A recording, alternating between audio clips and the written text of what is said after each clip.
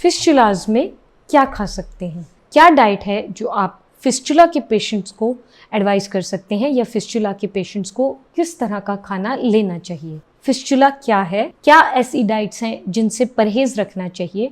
Fistula ना हो उसको प्रिवेंट करने के लिए क्या लाइफस्टाइल चेंजेस हैं जो आपको फॉलो करनी चाहिए? क्या डाइट्स हैं जो आपको हेल्दी रखने में, फिस्टुलाज प्रिवेंट करने में इम्पॉर्टेंट रोल प्ले करती हैं? फिस्टुलाज जनरली एक एबनॉर्मल कनेक्शन है जो कि एक सुरंग नुमा या कहें टनल लाइक ट्रैक का बन जाना है दो ऑर्गन्स के बीच में, स्किन या किसी ऑर्गन के बीच में। फिस्टुलाज नॉर्मली बनते हैं अगर आपको किसी तरह की इन्फेक्शन या इन्फ्लेमेशन रही हो, किसी सर्जरी के बाद बन सकते हैं।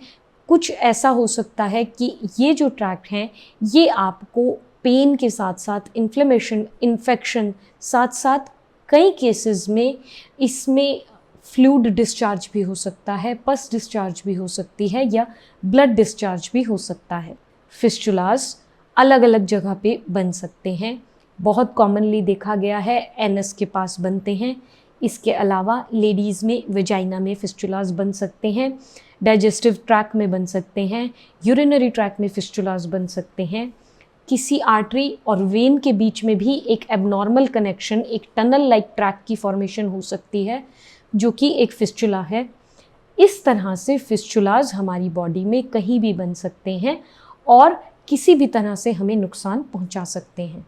फिस्टुलाज जो कि हाईली इन्फेक्शियस हो चुके हैं, ऐसे केसेस में आपको स्पेसिफिक सर्जरी या ट्रीटमेंट की रिक्वायरमेंट होती है जो कि डॉक्टर्स आपको जनरली रिकमेंड करते हैं। फिस्टुलाज के नॉन सर्जिकल ट्रीटमेंट्स और सर्जिकल ट्रीटमेंट्स दोनों के ऊपर हम वीडियो डिटेल में बना के उसको डाल चुके हैं। अगर आपको चाहिए तो उसका लिंक, दोनों वीडियोस का लिंक हम नीचे डिस्क्रिप्शन बॉक्स में डाल सकते हैं। क्या ऐसे खाने हैं जो फिस्टुलाज के पेशेंट को जनरली अपनी डाइट में शामिल करने चाहिए?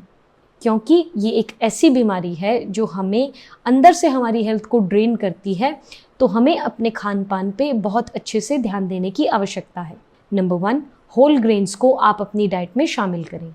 ये होल ग्रेन्स हैं wheat, rice, generally brown rice आपको रिकमेंडेड होते हैं, किनुआ, इस तरह के खाने को आप अपने खाने में शामिल करें। साथ साथ ग्रीन लीफी वेजिटेबल्स, आपको फ्रूट्स, सिट्रस फ्रूट्स और ऐसे फाइबर रिच खाना जो कॉन्स्टिपेशन को अवॉइड कर सके और बॉडी को ताकत दे सके। आप ऐसे खाने पे फोकस कीजिए जो कि फाइबर रिच फूड है, जो कि हाई फाइबर आपको देता है। इसके अलावा आपको ये भी ध्यान में रखना है कि आप मिल्क और मिल्क रिलेटेड प्रोडक्ट्स जैसे कि चीज़, दही, दूध, इन चीज़ों को भी अपनी डाइट में ज़रूर शामिल करें।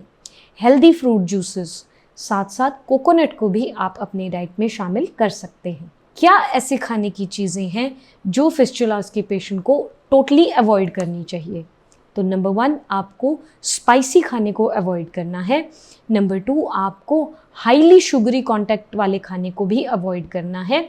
इसके अलावा बहुत ज़्यादा बेवरेजेस, टी, कॉफ़ी को भी आप अवॉइड करें।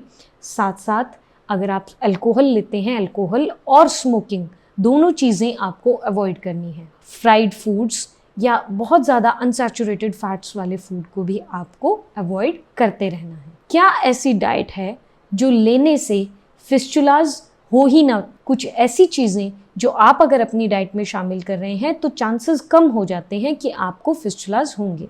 नंबर 1, फाइबर रिच खाना जो कि हमारी बॉडी में जाके, हमारी स्टमक में जाके स्टमक फुलनेस की फीलिंग देता है, साथ साथ कॉन्स्टिपेशन जैसी गंभीर बीमारियों को भी दूर करता है। इसके अलावा हरी पत्तेदार सब्जियां जैसे कि पालक, जैसे कि साग, इस तरह के खाने आप अपनी डाइट में ज़रूर शामिल करें। जूसेस जैसे कि ऑरेंज जूस, जैसे कि बीट रूट का जूस, इसके अलावा एप्पल जूसेस, इस तरह के जूसेस आप अपनी डाइट में शामिल करें। फ्रूट्स को बहुत इम्पोर्टेंस दें, फाइबर रिच फ्रूट्स आप अपनी डाइट में शामिल करें। साथ साथ कोशिश कीजिए कि तला हुआ खाना, फ्राइड खाना आप हर तरह से अवॉइड करते रहें।